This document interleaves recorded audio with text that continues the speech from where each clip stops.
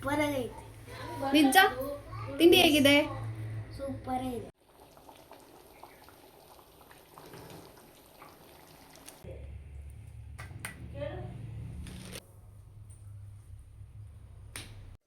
Hi hello ಎಲ್ರಿಗೂ ನಮಸ್ಕಾರ. ಎಲ್ಲರೂ ಆರೋಗ್ಯವಾಗಿದ್ದೀರಾ ಅಂತೇಳಿ ಭಾವಿಸ್ತಾ, ಹಾಗೆ ಆರೋಗ್ಯವಾಗಿರಲಿ ಅಂತ ದೇವರಲ್ಲಿ ಪ್ರಾರ್ಥನೆ ಮಾಡ್ಕೊಳ್ತಾ ಈ ಲಾಗ್ನ ಸ್ಟಾರ್ಟ್ ಮಾಡ್ತಾ ಇದ್ದೀನಿ. ಇಲ್ಲಿ ನೋಡಿ, ನಾನು ಪ್ರತಿಯೊಂದು ತರಕಾರಿ ತಗೊಂಡಿದ್ದೀನಿ. ಇಲ್ಲಿ ಕ್ಯಾಪ್ಸಿಕಮ್, ಕ್ಯಾರೆಟ್, ಹಾಗೆ ಬೀನ್ಸ್ ಆಗಿರ್ಬೋದು, ಗೆಡ್ಡೆಕೋಸು ಆಗಿರ್ಬೋದು, ಟೊಮೊಟೊ, ಆನಿಯನ್, ಹಾಗೆ ಕೊತ್ತಂಬರಿ ಸೊಪ್ಪು ತಗೊಂಡಿದ್ದೀನಿ. ಇಲ್ಲಿ ನೋಡಿ, ನಾನು ಕೊತ್ತಂಬರಿ ಸೊಪ್ಪು ಮೇಲ್ಗಡೆ ಏನು ಸೊಪ್ಪಿದೆಯೋ ಅದು ಮಾತ್ರ ಕಟ್ ಮಾಡಿ ಇಟ್ಕೊಂಡು ಸಪ್ರೇಟ್ ಆಗಿ ನಾನೀಗ ರುಬ್ಲಿಕ್ಕೆ ಅಂತೇಳಿ ಅದ್ರ ದಡಿ ಬರುತ್ತಲ್ಲ, ಆ ಒಂದು ಕಡ್ಡಿ ಥರದನ್ನ ಸಪ್ರೇಟ್ ಮಾಡಿ ಇಟ್ಕೊಂಡಿದ್ದೀನಿ. ಇದನ್ನ ಮೇಲ್ಗಡೆ ಹಾಕ್ತೀನಿ. ಹಾಗೆ ಆ ಕಡ್ಡಿನ ರುಬ್ಲಿಕ್ಕೆ ಹಾಕೊಳ್ತೀನಿ. ಈಗಾಗಲೇ ನಾನು ತೋರಿಸಿರ್ತಕ್ಕಂಥ ಬಿಸಿಬೇಳೆಬಾತ್ ಪೌಡರ್ ಲಿಂಕ್ ನಿಮಗೆ ಬೇಕಾದರೆ ಕಮೆಂಟ್ ಮಾಡಿ. ಆ ಬೇಳೆಬಾತ್ ಅಂದರೆ ನಾನು ಮನೆಯಲ್ಲೇ ಮಾಡಿರ್ತಕ್ಕಂಥ ಬೇಳೆಬಾತ್ ಪೌಡರ್ನ ಯೂಸ್ ಮಾಡಿ ಮಾಡ್ತಾ ಇದ್ದೀನಿ. ಇಲ್ಲಿ ನೋಡಿ, ನಾನೊಂದು 2 ನಿಂಬೆ ಗಾತ್ರದಷ್ಟು ಏನು ಹುಣಸೆ ಹಣ್ಣು ನೆನೆ ಹಾಕಿದ್ದೀನಿ. ಹಾಗೆ 1 ಬೌಲಷ್ಟು ನಾನು ಒಣ ಕಾಯಿ ತುರಿ ತೊಗೊಂಡಿದ್ದೀನಿ. ಇಲ್ಲಿ ನಾನು ಒಂದು ಅರ್ಧ ಬೌಲಷ್ಟು ಆಲ್ರೆಡಿ ನೆನೆ ಹಾಕಿದ್ದೆ ಶೇಂಗಾನ. ಸೊ ಇನ್ನು ಅರ್ಧ ಬೌಲಷ್ಟು ನಾನು ಶೇಂಗಾ ಮತ್ತೆ ಹಾಕ್ತಿದ್ದೀನಿ. ಸೊ ಇಲ್ಲಿ 1 ಬೌಲಷ್ಟು ಬೇಳೆ ಹಾಗೆ 1 ಬೌಲಷ್ಟು ಶೇಂಗಾ ತೊಗೊಂಡಿದ್ದೀನಿ. ಇದನ್ನ ಒಂದು 1 ಅವರ್ ನೆನೆ ಹಾಕೊಳ್ತೀನಿ, ಚೆನ್ನಾಗಾಗುತ್ತೆ ಅಂತ ಅಷ್ಟೇ. ಹಾಗೇನು ಮಾಡ್ಬೋದು, ನಾನು ನೆನೆ ಹಾಕೊಳ್ತೀನಿ ಯಾವಾಗ್ಲೂ. ಇಲ್ಲಿ ಒಂದು 6ರಿಂದ 7 ಬ್ಯಾಡಗಿ ಮೆಣಸಿನ್ಕಾಯಿ ತೊಗೊಂಡಿದ್ದೀನಿ. ನೋಡಿ, ನಾನು ಮಾಡಿರ್ತಕ್ಕಂಥ ಈ ಬೇಳೆಬಾತ್ ಪೌಡರ್ನ ಇದನ್ನು ಯೂಸ್ ಮಾಡ್ತಾ ಇದ್ದೀನಿ. ತುಂಬ ಸಿಂಪಲ್, ನಾನು ಈಗಾಗಲೇ ತೋರಿಸಿದ್ದೀನಿ. ಸೊ ಈ ಬೇಳೆಬಾತ್ ಪೌಡರ್ಗೆ ನಾನು ಕಾಯಿ ತುರಿನ ಹಾಕ್ಕೊಳ್ತೀನಿ, ಹಸಿ ಕಾಯಿ ತುರಿ. ಅದೇ ಪೌಡರ್ನ ನಾವು ಸ್ಟೋರ್ ಮಾಡಿ ಇಟ್ಕೊಳ್ಳೋದಾದ್ರೆ ಹಸಿ ಕಾಯಿ ತುರಿ ಹಾಕೋ ಹಾಗಿಲ್ಲ. ನಾನು ಪೌಡ್ರು ಮಾಡಿದ್ದಿನೇ ಒಂದ್ಸಲ ಬೇಳೆಬಾತ್ ಮಾಡ್ತೀನಿ, ಬಿಸಿಬೇಳೆಬಾತ್ ಮಾಡ್ತೀನಿ ಮನೇಲಿ. ಸೊ ಹಾಗಾಗಿ ಹಸಿಕಾಯಿನ ಕೂಡ ಇಲ್ಲಿ ಒಂದು 3/4 ಬೌಲಷ್ಟು ಹಸಿಕಾಯಿ, ತುಂಬಾನು ಹಾಕೋ ಹೋಗಿಲ್ಲ, ಸ್ವಲ್ಪ ಅಷ್ಟೇ. ಒಂದು ಸ್ವಲ್ಪ ಹಸಿಕಾಯಿ ಹಾಕ್ಕೊಂಡು ನೀರು ಹಾಕ್ಕೊಂಡು ರುಬ್ಕೊಳ್ತೀನಿ. ಈ ರೀತಿ ಫೈನ್ ಪೇಸ್ಟ್ ಆಗುತ್ತೆ ನೋಡಿ, ಫೈನ್ ಪೇಸ್ಟ್ ಆಗಿದೆ. ಹಾಗೆ ನಾವು ಈ ಒಂದು ಸೈಡ್ ನೋಡೋಣ ಅಂದರೆ ಬೇಳೆ ಮತ್ತು ಶೇಂಗಾ ನೆಂದಿದೆಯಾ ಅಂದ್ಕೊಂಡ್ರೆ ಗೊತ್ತಾಗುತ್ತೆ ನಿಮಗೆ. ಬೇಳೆ ಒಂದು ಸ್ವಲ್ಪ ದೊಡ್ಡ ಸೈಜ್ ಆಗಿರುತ್ತೆ. ಅದೇ ರೀತಿ ನಾನು ಇಲ್ಲಿ ಶೇಂಗಾ ನೋಡ್ತಾ ಹೋದ್ರೆ ಸ್ವಲ್ಪ ಕಲರ್ ಚೇಂಜ್ ಆಗುತ್ತೆ. ನೋಡೋಣ, ನಾವೀಗ ಕುಕ್ಕರ್ ಸ್ಟವ್ ಆನ್ ಮಾಡಿ ಕುಕ್ಕರ್ಗೆ ನಾವು ತೊಗೊಂಡಿರ್ತಕ್ಕಂಥ ಎಲ್ಲ ಬೇಳೆಕಾಳು ಹಾಗೆ ತರಕಾರಿಗಳನ್ನ ಹಾಕಬೇಕು. ನೋಡಿ, ಇಲ್ಲಿ ಶೇಂಗಾ ಮತ್ತು ನಾನು ಏನು ಬೇಳೆ ನೆನೆ ಹಾಕಿದ್ನಲ್ಲ ಇದನ್ನ ಸೋಸ್ಕೊಂಡು, ಅಂತಂದರೆ ನೀರನ್ನು ತೆಗೆದುಬಿಟ್ಟು ಬೇಳೆ ಮತ್ತು ಶೇಂಗಾ ಹಾಗೆ 1 ಬೌಲಷ್ಟು ನಾನು ಏನು ಬೇಳೆ ತೊಗೊಂಡಿದ್ನ ಆ ಬೌಲಷ್ಟು 1:1 ಆ ರೇಷುವಲ್ಲಿ ನಾನು 1 ಬೌಲಷ್ಟು ಅಕ್ಕಿ ತೊಗೊತಾ ಇದ್ದೀನಿ. ಈ ರೈಸ್ನೂ ಕೂಡ ನಾನು ವಾಶ್ ಮಾಡಿ ಹಾಕ್ತಾ ಇದ್ದೀನಿ. ಇಲ್ಲಿ ಬೇಳೆ ಮತ್ತು ಶೇಂಗಾ, ರೈಸ್ ಹಾಕಿದ್ದೀನಿ.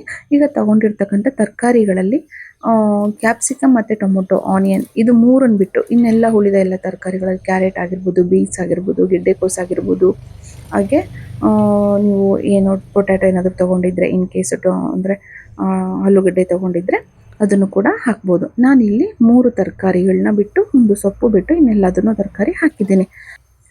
ಈಗ ಹಾಕಿರ್ತಕ್ಕಂಥ ತರಕಾರಿ ಮತ್ತು ರೈಸ್ ಇದೆಲ್ಲದಕ್ಕೂ ಒಂದು 1:3 ಅಂತಂದರೆ ಏನಪ್ಪ ಅಂತಂದರೆ 3 ಪಟ್ಟು. ನಾವೀಗ ಒಂದು ಬೌಲ್ ಅಕ್ಕಿಗೆ 1:2 ಅಂತ ಏನಿರುತ್ತಲ್ಲ, ಇಲ್ಲಿ 1:3 ರೇಷುವಲ್ಲಿ ನಾವು ಆ ಬೌಲಲ್ಲೇ ಅಥವಾ ಒಂದು ಅಂದಾಜಿಗೆ ಹೆಚ್ಚಾಗಿಯೇ ನೀರು ಹಾಕ್ಕೋಬೋದು. ಸೊ ನಾನೀಗ ಸಾಲ್ಟ್ ಹಾಕೊಳ್ದೇನೆ ಅದನ್ನು ಬೇಯಿಸ್ಕೊಳ್ತೀನಿ. 1 ಅಥವಾ 2 ವಿಸಲ್ ಸಾಕಾಗುತ್ತೆ. ಇಲ್ಲಿ ನಾನು ತೊಗೊಂಡಿರ್ತಕ್ಕಂಥ ಇಲ್ಲಿ ಒಂದು ಸೈಡ್ ನಾನು ಹುಣಸೆಹಣ್ಣಿನ ರಸ ರೆಡಿ ಮಾಡ್ಕೊಂಡಿದ್ದೀನಿ. ಹಾಗೆ ಮತ್ತೊಂದು ಕಡೆ ನಾನು ಗ್ಯಾಸ್ ಸ್ಟವ್ ಅಂದ್ಬಿಟ್ಟು ನಾವು ಯಾವುದು ಪಾತ್ರೆಯಲ್ಲಿ ಬೇಳೆಬಾತ್ ಮಾಡಬೇಕು ಅಂತಿರ್ತೀವೋ ಆ ಪಾತ್ರೆಗೆ ಒಗ್ಗರಣೆ ಹಾಕ್ಕೊಳ್ತಾ ಇದ್ದೀನಿ. ನೋಡಿ, ನಾನು ತೊಗೊಂಡಿರೋದು 1 ಒಣಮೆಣಸಿನ್ಕಾಯಿ, ಹಾಗೆ ನಾನು ಉಳಿದ ಏನು 3 ತರಕಾರಿ ಇದೆಯಲ್ಲ ಅದು. ಸೊ ನೋಡಿ, ನಾನೊಂದು 3ರಿಂದ 4 ಟೇಬಲ್ ಸ್ಪೂನಷ್ಟು ಆಯಿಲ್ ಹಾಕ್ಕೊಳ್ತಾ ಇದ್ದೀನಿ. ಜೊತೆಗೆ ತುಪ್ಪನೂ ಕೂಡ ಆ್ಯಡ್ ಮಾಡ್ಕೋಬೇಕು, ಚೆನ್ನಾಗಿರುತ್ತೆ. 1 2 ಟೇಬಲ್ ಸ್ಪೂನ್ ಅಷ್ಟು ತುಪ್ಪ ಹಾಕ್ಕೊಂಡ್ರೆ ಚೆನ್ನಾಗಿರುತ್ತೆ. ನೋಡಿ, ಇಷ್ಟು ಆಯಿಲಿಗೆ ನಾನು 2 ಟೇಬಲ್ ಸ್ಪೂನಷ್ಟು ತುಪ್ಪನೂ ಕೂಡ ಹಾಕ್ಕೊಳ್ತೀನಿ. ಅಂತಂದರೆ ಈಗಲೂ ಹಾಕ್ಬೋದು, ಅಥವಾ ಒಗ್ಗರಣೆ ಎಲ್ಲ ಹಾಕಿ ನಾವು ಏನು ಬೆಂದಿರೋ ತರಕಾರಿ ಎಲ್ಲ ಹಾಕ್ತೀವಲ್ಲ ಆವಾಗಲೂ ಕೂಡ ಹಾಕ್ಬೋದು. ನಾನು 2 ಟೈಮೂ ನಾನು ಯೂಸ್ ಮಾಡ್ತೀನಿ. ಸೊ ನಾನು ಇಲ್ಲಿ ಸಿಡಿಗೆ ಸಾಸಿವೆ ಹಾಕ್ಕೊಳ್ತಾ ಇದ್ದೀನಿ. ಇದು ಚಿಟಪಟ ಅಂತ ಸಿಡಿದ್ಮೇಲೆ ನಾನು ತೊಗೊಂಡಿರ್ತಕ್ಕಂಥ ಕರಿಬೇವು ಆಗಿರ್ಬೋದು, ಅಥವಾ ಬ್ಯಾಡಗಿ ಮೆಣಸಿನ್ಕಾಯಿ ಆಗಿರ್ಬೋದು, ಆನಿಯನ್ ಆಗಿರ್ಬೋದು, ಅಥವಾ ಏನು ಹೇಳ್ತಾರೆ ಇದು ಕ್ಯಾಪ್ಸಿಕಮ್ ಮತ್ತು ಟೊಮೊಟೊ. ಈ ಟೈಮಲ್ಲಿ ನಾನು ಒಗ್ಗರಣೆಗೆ ಈ ಕ್ಯಾಪ್ಸಿಕಮ್ ಮತ್ತು ಟೊಮೊಟೊ ಆ್ಯಡ್ ಮಾಡ್ಕೊಳ್ತೀನಿ. ಯಾಕಪ್ಪ ಅಂತಂದರೆ ನಾನು ಬೇಯಬೇಕಾದ್ರೆ ಇದು ಹಾಕ್ಬೋದಿತ್ತು, ಬಟ್ ಏನು ಗೊತ್ತಾ, ಸ್ಮ್ಯಾಶ್ ಆಗುತ್ತೆ. ಈ ಟೊಮೊಟೊ ಆಗಿರ್ಬೋದು, ಕ್ಯಾಪ್ಸಿಕಮ್ ಆಗಿರ್ಬೋದು, ಗೊತ್ತೇ ಆಗಲ್ಲ ಇದು ಟೊಮೊಟೊ ಕ್ಯಾಪ್ಸಿಕಮ್ ಅಂತೇಳಿ. ಸೊ ಈ ಟೈಮಲ್ಲಿ ನಾವು ಒಗ್ಗರಣೆಯಲ್ಲಿ ಇದನ್ನು ನೀಟಾಗಿ ಫ್ರೈ ಮಾಡಿಕೊಂಡ್ರೆ ನಾವು ಏನು ಬೇಳೆಭಾತು ತಿನ್ಬೇಕಾದ್ರೆ ಮಧ್ಯ ಮಧ್ಯದಲ್ಲಿ ಸಿಗ್ತಾ ಇರುತ್ತೆ. ಅದು ಒಂಥರ ಕ್ರಂಚಿ ಥರ ಚೆನ್ನಾಗಿರುತ್ತೆ, ಒಂಥರ ಕ್ರಿಪ್ಸಿಯಾಗಿ. ಅಂದರೆ ಇನ್ನು ಹೆಚ್ಚಾಗಿ ನಮಗೆ ಇಷ್ಟ ಆಗುತ್ತೆ ಈ ಬೇಳೆಭಾತು. ಸೊ ಹಾಗಾಗಿ ನಾನು ಒಗ್ಗರಣೆ ಟೈಮಲ್ಲೇ ಈ ಬೇಳೆಭಾತಿಗೆ ಟೊಮೊಟೊ ಮತ್ತು ಕ್ಯಾಪ್ಸಿಕಮ್ ಹಾಕ್ತೀನಿ ನೋಡಿ. ಇವಾಗ ಇದು ಬೇಯಲಿಕ್ಕೆ ಸ್ವಲ್ಪ ನಾನು ಸಾಲ್ಟ್ ಯೂಸ್ ಮಾಡ್ತೀನಿ, ಕಲ್ಲುಪ್ಪನ್ನೇ ಬಳಸ್ತೀನಿ, ಮತ್ತೆ ಏನು ಕುದಿಸೋದಿದೆಯಲ್ಲ ಸೊ ಕರಗುತ್ತೆ. ನಾವಿವತ್ತು ಈ ಬೇಳೆಭಾತ್ ಬಗ್ಗೆ ಮಾತಾಡಬೇಕು ಅಂತಂದರೆ ಎಲ್ರಿಗೂ ತುಂಬ ಇಷ್ಟ. ಏಕೆ ಅಂತಂದರೆ ನಾವು ಆಲ್ಮೋಸ್ಟ್ ಅಲ್ಲೂ ಬೇರೆ ತಿಂಡಿಗಳಿಗಿಂತ ಈ ಥರದ ಬೇಳೆಭಾತ್ ಎಲ್ಲರೂ ಇಷ್ಟಪಡ್ತಾರೆ. ಮೈಸೂರು ಸಿಲ್ಕ್ ಹೇಗೆ ಸ್ಯಾರಿ ಎಲ್ಲದರಲ್ಲೂ ಇದೊಂದು ಸ್ಪೆಷಲು, ಅದೇ ರೀತಿ ಇದು ಕೂಡ ಬೇಳೆಭಾತ್. ಏಕೆ ಅಂತಂದರೆ ಇದು ಕೂಡ ನಮ್ಮ ದಕ್ಷಿಣ ಕರ್ನಾಟಕದ ಒಂದು ಪ್ರಸಿದ್ಧವಾದಂತಹ ಸಾಂಪ್ರದಾಯಿಕ ಒಂದು ಊಟ. ಈ ಒಂದು ತಿಂಡಿ ಏನಪ್ಪ ಅಂತಂದರೆ ರಾಜರ ಕಾಲದಲ್ಲಿ ಅವ್ರು ಮೈಸೂರು ಅರಮನೆಯಲ್ಲಿ ಮಾಡ್ತಿದ್ರು ಅಂತ ಹೇಳ್ತಾರೆ. ನಾನಿಲ್ಲಿ 2 ವಿಸಲ್ ಆಯಿತು, ನಾನು ಆಫ್ ಮಾಡ್ತೀನಿ, ಸಾಕಾಗತ್ತೆ. ಸೊ ಈ ರೀತಿ ಹೇಳ್ತಾರೆ ಈ ಬೇಳೆಭಾತನ್ನು ಅವ್ರದ್ದು ರಾಜರು ತಿಂತಾಯಿದ್ರು, ರಾಜರು ಕಾಲದಲ್ಲಿ ಮಾಡ್ತಾಯಿದ್ರು ಅಂತೇಳಿ. ಇವತ್ತಿದೆಲ್ಲ ಎಲ್ಲ ಕಡೆನೂ ಇದು ಒಂದು ನಾರ್ಮಲ್ ಒಂದು ಇದಾಗಿದೆ. ಹಾಗೆ ಅದರಲ್ಲಿ ಒಂದು ಸ್ಪೆಷಲ್ ಅಂತಂದರೆ ಈ ಬೇಳೆಭಾತ್ ಅಂದರೆ ನಾರ್ಮಲ್ ತಿಂಡಿಗಳಿಗಿಂತ ಸ್ವಲ್ಪ ಸ್ಪೆಷಲ್ ಆಗಿರುತ್ತೆ ನಮಗೆಲ್ಲನೂ. ನೋಡಿ ನಾನು ಈ ವಿಸಲ್ ಓಪನ್ ಮಾಡ್ತಿದ್ದೀನಿ. ಹಾಗಿದ್ದೆ ತುಂಬ ಬೆಂದ್ರೂ ಅದು ಚೆನ್ನಾಗಿರೋದಿಲ್ಲ. ಸಾಕು ಒಂದು ಕಾಫ್ ಮಾಡಿದ್ರೂ ಓಕೆ, ಇಲ್ಲ ಬೇಯೋದಿಲ್ಲ ಅಂತ ಏನಾದರೂ ಅನಿಸಿದ್ರೆ 2 ವಿಸಲ್ ಮಾಡ್ಕೊಳ್ಳೋಣ. ನಾನು ತೆಗಿತೀನಿ, 2 ಆಗಿಬಿಡ್ತು. ಸೊ ತೆಗಿತೀನಿ ನೋಡಿ, ಈ ರೀತಿ ಬೆಂದಿರುತ್ತೆ. ನಾನು ಮನೇಲಿ ಬೆಳೆದಿರ್ತಕ್ಕಂಥ ಒಂದು ಏನು ಹೇಳ್ತಾರೆ ದಾಲ್ ಅಂತಂದರೆ, ನಾವಿಲ್ಲಿ ಮನೆ ಹತ್ರನೇ ಸ್ವಲ್ಪ ಬೇಳೆನ ಹಾಕ್ಕೊಂಡಿದ್ವಿ, ಅಂದರೆ ತೊಗರಿ ಕಾಳು ಹಾಕಿದ್ವಿ. ಅದು ತೊಗರಿ ಕಾಳು ನಾವು ತಿಂದಿಲ್ಲ, ಹಾಗೆ ಅದನ್ನು ಬೇಳೆ ಮಾಡಿಸಿದ್ವಿ. ಸೊ ಹಾಗಾಗಿ ಸಿಪ್ಪೆ ಅಲ್ಲಲ್ಲೇ ಸಿಗ್ತಾ ಇರುತ್ತೆ ನೋಡಿ. ನಮ್ಮದು ಈ ಮಸಾಲ ರೆಡಿ ಆಗಿದೆ. ಸೊ ಹಾಗೆ ಇಲ್ಲಿ ಒಗ್ಗರಣೆನೂ ಕೂಡ ರೆಡಿ ಆಗಿದೆ. ನಾನು ಇದಕ್ಕೆ ಡಂಪ್ ಮಾಡ್ಕೊಳ್ತೀನಿ ಈ ಪಾತ್ರೆಗೆ. ಕುಕ್ಕರ್ನಿಂದ ಟ್ರಾನ್ಸ್ಫರ್ ಮಾಡಿಕೊಂಡು ಇದಕ್ಕೆ ಎಷ್ಟು ಸಾಧ್ಯನೋ ಅಷ್ಟು ನಾವು, ಅಂದರೆ ನಮಗೆ ಯಾವ ರೀತಿ ತಿಕ್ನೆಸ್ ಬೇಕೋ ಆ ತಿಕ್ನೆಸ್ಸಿಗೆ ನೀರು ಆ್ಯಡ್ ಮಾಡ್ಕೊಳ್ಳೋಣ. ಬಿಸಿ ವಾಟರ್ ಇದ್ದರೆ ಇನ್ನೂ ಬೆಸ್ಟ್. ಅಂತಂದರೆ ಮನೇಲಿ ಚಿಕ್ಕಮ್ಮ ಇದ್ದಾರೆ, ಎಲ್ಲ ತಿಂಡಿಗಳಿಗಿಂತ ಈ ತಿಂಡಿ ಒಂದು ಸ್ವಲ್ಪ ಸ್ಪೆಷಲ್ ಅಲ್ವಾ. ಸೊ ಹಾಗಾಗಿ ಬೇಳೆಭಾತನ್ನ ಚೂಸ್ ಮಾಡಿ ಇವತ್ತು ಬೇಳೆಭಾತ್ ಮಾಡ್ತಾ ಇದ್ದೀನಿ. ನೋಡೋಣ ಏನು ಹೇಳ್ತಾರೆ ತಿಂದ್ಬಿಟ್ಟು ಅಂತೇಳಿ. ಸೊ ನೋಡಿ, ನಾನು ಈ ಒಗ್ಗರಣೆ ಏನು ಹಾಕಿದ್ನಲ್ಲ ಇದಕ್ಕೇನೆ ಹುಣಸೆ ರಸ ಆಗಿರ್ಬೋದು ಅಥವಾ ರುಬ್ಕೊಂಡಿದ್ವಲ್ಲ ಪೇಸ್ಟು, ಅದನ್ನು ಕೂಡ ಹಾಕಿದ್ದೀನಿ. ಈ ಹುಣಸೆ ರಸನ ನೀಟಾಗಿ ಇನ್ನೊಂದು ಸಲ ಗುರಾಡ್ಕೊಳ್ಳಿ, ಯಾಕೆಂದರೆ ಅದೆಲ್ಲ ತಳದಲ್ಲೇ ಕೂತಿರುತ್ತೆ. ಈ ರೀತಿ ಎಷ್ಟು ಬೇಕೋ ಅಷ್ಟು ಹಾಕ್ಕೊಳ್ಳಿ, ನನಗೆ ಅಷ್ಟು ಸಾಕಾಗುತ್ತೆ. ಸೊ ನಾನು ಅಷ್ಟನ್ನು ಹಾಕ್ಕೊಂಡಿದ್ದೀನಿ. ಒಮ್ಮೆ ಇದನ್ನು ಕಲ್ಲುಪ್ಪು ಹಾಕ್ಬಿಟ್ಟು ಮಿಕ್ಸ್ ಮಾಡ್ಕೊಳ್ಳೋಣ. ಈಗ ಏನಾದರೂ ಈ ಟೈಮಲ್ಲಿ ನಿಮಗೆ ಖಾರ ಬೇಕಾಗುತ್ತೆ ಇನ್ನು ಅಂತಂದರೆ, ನನ್ನ ಕಲ್ಲರಿಗೆ ಒಂದು ಬ್ಯಾಡಗಿ ಮೆಣಸಿನ್ಕಾಯಿ ಹಾಕಿರೋದು. ಖಾರಕ್ಕೆ ಅಂತ ಏನಾದರೂ ಬೇಕಾಯಿತು ಅಂದರೆ ನೀವು ಈ ಪೌಡ್ರನ್ನು ಕೂಡ, ಖಾರದ ಪೌಡ್ರ್ ಯೂಸ್ ಮಾಡ್ಬೋದು. ನಮ್ಮನೇಲಿ ಶುಭು ಸ್ವಲ್ಪ ಕಲ್ಲರ್ ನೋಡಿನೇ ಟೇಸ್ಟ್ ಮಾಡೋದು ಜಾಸ್ತಿ. ಅವ್ರಿಗೆ ಕಲ್ಲರ್ ಆಗಿರಬೇಕಂದ್ರೆ ರೆಡ್ ಕಲರ್ ಸ್ವಲ್ಪ ತುಂಬ ಇಷ್ಟಪಡ್ತಾರೆ. ಸೊ ಹಾಗಾಗಿ ನಾನು ಆದಷ್ಟು ನಾನು ಬ್ಯಾಡಗಿ ಮೆಣಸಿನ್ಕಾಯಿನ ರುಬ್ಬಿಟ್ಟೆ ಮಾಡ್ತೀನಿ, ಯಾಕೆಂದರೆ ಅವ್ರಿಗೆ ಕಲ್ಲರ್ ಜಾಸ್ತಿ ಇದ್ದರೆ ಖುಷಿ ಆಗುತ್ತೆ ಅಂತೇಳಿ. ನೋಡಿ ಒಮ್ಮೆ ಈ ರೀತಿ ಮಿಕ್ಸ್ ಮಾಡ್ಕೊಳ್ಳೋಣ. ಇದನ್ನು ಮಿಕ್ಸ್ ಮಾಡ್ಕೊಂಬಿಟ್ಟು ಇದಕ್ಕೇನು ನಾವು ಹೆಚ್ಚಿರ್ತಕ್ಕಂಥ ಕೊತ್ತಂಬರಿ ಸೊಪ್ಪು ಇದೆಯಲ್ಲ, ಹಾಗೆ ಒಣಕಾಯಿ ಇದೆಯಲ್ಲ, ಅದನ್ನು ಹಾಕ್ಕೊಳ್ಳೋಣ.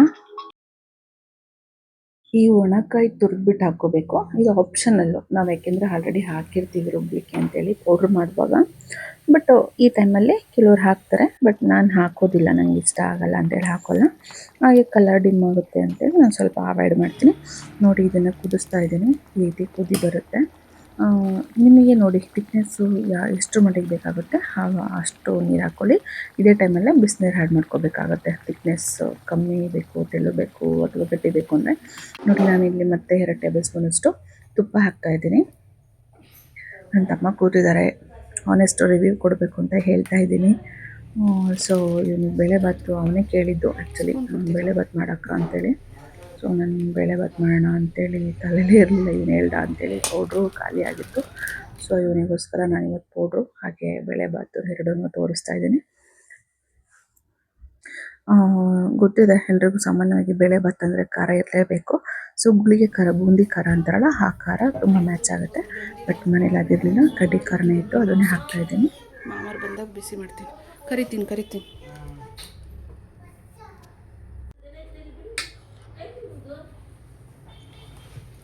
ತಿಂಡಿ ಹೇಗಿದೆ ಅಲ್ಲಿ ಹೇಳು.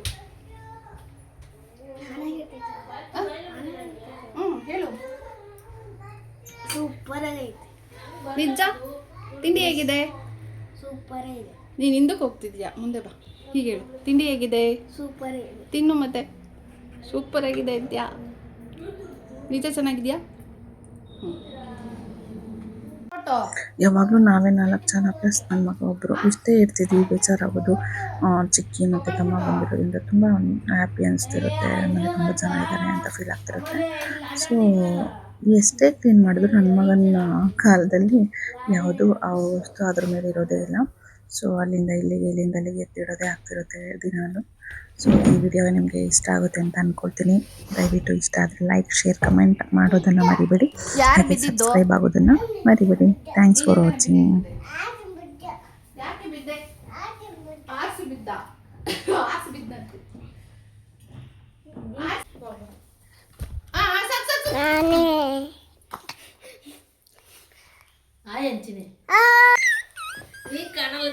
ನೀನು ಕಾಣಲತ್ತೀನಿ ಅದಕ್ಕೆ ಗೊತ್ತು. ಇಲ್ಲಿಂದ ಬಾ ಅವ್ನು. ಇಲ್ಲಿ ಇಲ್ಲಿ ಇಲ್ಲಿ ಬಾ, ಅಮ್ಮನ ಹತ್ರ ಬಾ. ಹಾಂ, ಪ್ಲೇನ್ ಕೀಸ್ ಕೊಡ್ತೀನಿ. ಇನ್ನೊಂದ್ಸಲ ಕೊಡು. ಇನ್ನೊಂದು